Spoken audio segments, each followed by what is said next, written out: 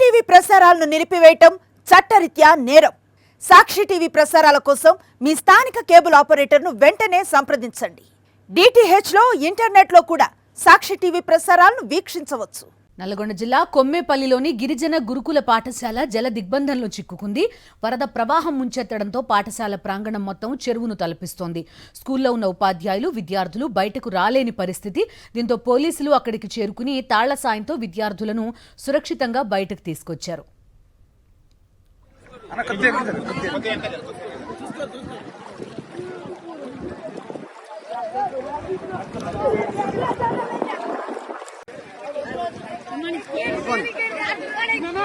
Good morning.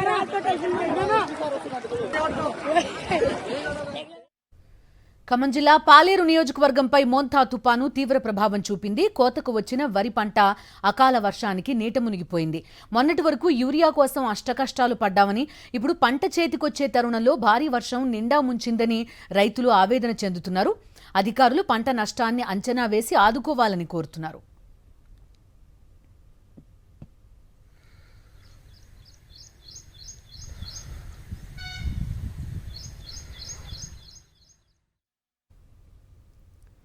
Kamareddy జిల్లాపై Montha తుపాను తీవ్ర ప్రభావం చూపింది. కామారెడ్డి నియోజకవర్గంలోని బిక్కనూర్, దోమకొండ మండలాలతో పాటు ఎల్లారెడ్డి నియోజకవర్గంలోని సదాశివనగర్, లింగంపేట, నాగిరెడ్డిపేట మండలాల్లో భారీ వర్షం కురిసింది. భారీ వర్షానికి కల్లాల్లో ఉన్న ధాన్యం తడిసి ముద్దయింది.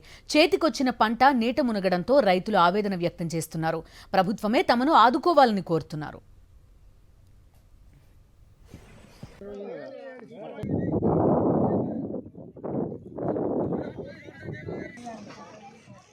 సాక్షి టీవీ ప్రసారాలను నిలిపివేయడం చట్టరీత్యా నేరం. సాక్షి టీవీ ప్రసారాల కోసం మీ స్థానిక కేబుల్ ఆపరేటర్ని వెంటనే సంప్రదించండి.